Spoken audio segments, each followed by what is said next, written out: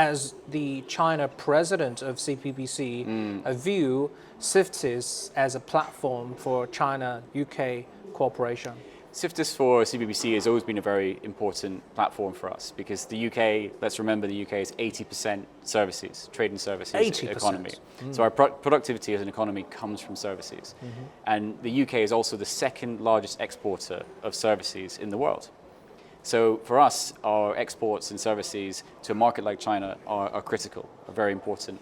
And yet at the moment, our exports and services to China only constitute 27% of our total exports to China. So we see that number only, so there's a potential. Only. We see that should be much higher. So for other markets around the world, services are usually higher than goods for the UK, but for China, goods are higher than services. So we want to bring that number up. So we see the service industry as a key front to expand and grow the connections between our two countries, and CIFTIS being the ideal platform for us to promote new ways of working together. Okay, so let us know what kind of companies, British companies, prominent companies are present here at CIFTIS. What kind of industries are they involved in? Absolutely. So I'm pleased to say a very wide range of industries. So first of all, probably most prominently, you have the financial services industries. So you have banking, insurance, asset management, green finance, all these areas very much represented in our delegation and in our program over the course of CIFTIS. But also areas like creative industries, where the UK is a leading producer of television, of film, of games, of publishing, of all these different areas. And we have, again, a delegation from this sector represented here in Beijing over the course of CIFTIS, and also sports, where we have representatives from snooker, from football. In fact, we had the Premier League trophy and the FA Cup on our stand. The UK really has a lot to talk about when it comes to our service industry. And we're very pleased to be here and this, and involved in CIFTIS in such a way that we are this year. What is so special about CIFTIS that it's attracting the British companies to attend? Well, CIFTIS, the way I see it, you have CIE in Shanghai, which is the goods import fair. So a lot of our companies get involved in that fair when it comes to exporting goods to China. CIE is so successful now. And very successful. Yeah. And whereas, so for trade and service, export and services, CIFTIS is the platform.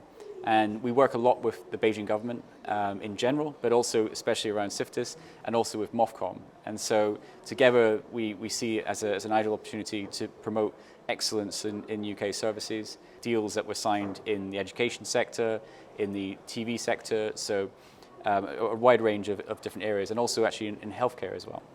I guess the previous 3 years had interrupted the services sector coordination between China and UK because services involve people-to-people communication, direct cooperation.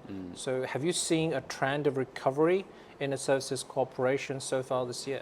Yeah, it's a very good point, and I think the service industry certainly was impacted more heavily than goods, and in fact, on a goods side, we saw an increase in the UK exports to China, so that's been quite healthy.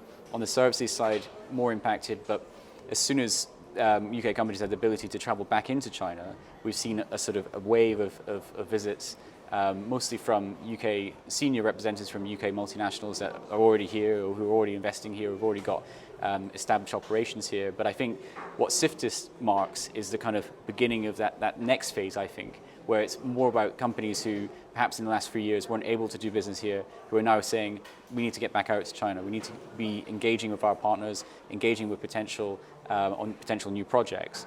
And so that's why we've seen this group of 60 UK companies taking part in this delegation this week.